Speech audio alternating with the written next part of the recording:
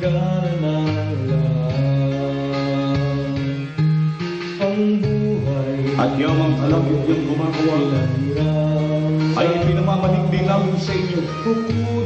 Na huwag ninyong tanggapin ang biyaya ng Diyos na walang kamuluhan, sapagkat sinasabi niya, sa panahon kita'y pinakinggan, at sa araw ng pagliligtas kita'y sinakluluhan.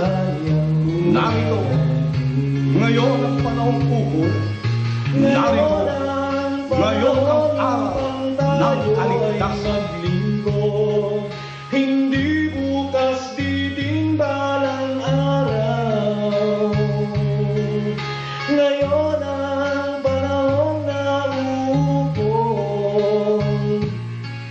upang kaligtasan ay makamtan.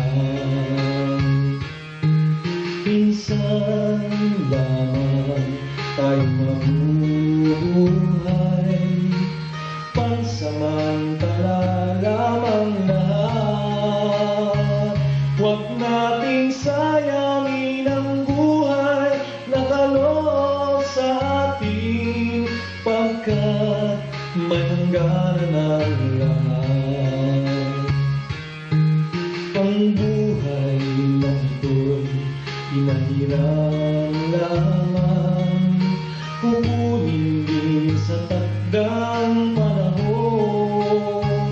Kaya gamitin ang kalakasan sa ating paglilingkod, upang di masayang buhay natin.